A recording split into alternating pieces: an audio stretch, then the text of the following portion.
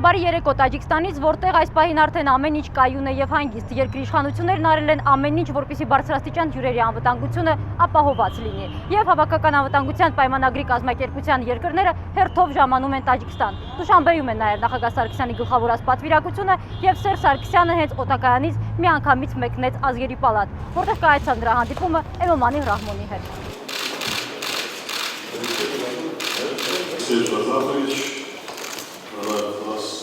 Հապկի գլխավոր միջոցառումը խորհրդի նստաշրջանը կկայանա երեքշաբթի։ Այդտեղ գործընկերների ուշադրության կենտրոնում կլինեն հրատապ բոլոր խնդիրները տարածաշրջանային եւ գլոբալ։ Նախագահ Սարգսյանը գործընկերների ուշադրությունը հրավիրելու է հայ-ադրբեջանական սահմանում տիրող վիճակի վրա, ինչի մասին նախագահ Սարգսյանը խոսել էր անցած շաբաթ Մոսկվայում Վլադիմիր Պուտինի հետ հանդիպման ժամանակ։ Նստաշրջանի ավարտին նախատեսված է ստորագրել տասնյակ փաստաթղթեր, որոնցով կամփոփվի արված աշխատանքը եւ կնախանշվի անելիքը։ Նախատեսված է, որ Տաջիկստանից Հապկի նախագահությունը կփոխանցվի Հայաստանին եւ հենց այդ առիթով նախագահ Սարգսյանը հանդես կգա հայտարարությամբ հատուկ մամուլի համար։ Սերժ Սարգսյանը կներկայացնի բոլոր այն առաջնահերթությունները, որոնք որ նախատեսում է Հայաստանը իրականացնել Հապկում նախագահելու ժամանակաշրջանում։ Շաքե Ղազարյան, Ժամը Լրատվական, Տաջիկստան, Դուշանբե։